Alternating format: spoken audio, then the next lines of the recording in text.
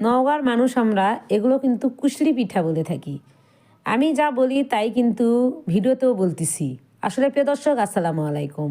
এই যে আমার কুশলি পিঠা এখন ছেড়ে দেওয়ার পালা।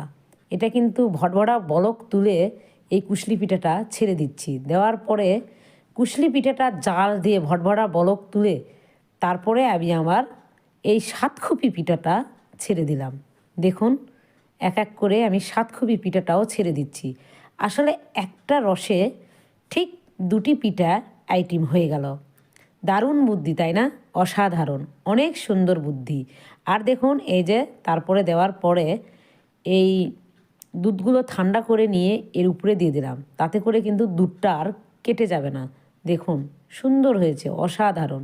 দেখতে যাকে সুন্দর লাগে, খেতেও কিন্তু ভীষণ মজা। আসলে এটা খেতেও ভীষণ মজা ছিল।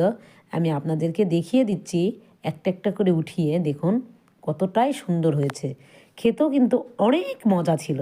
ধন্যবাদ। আজকের ভিডিও এতটুকুই। আল্লাহ হাফেজ।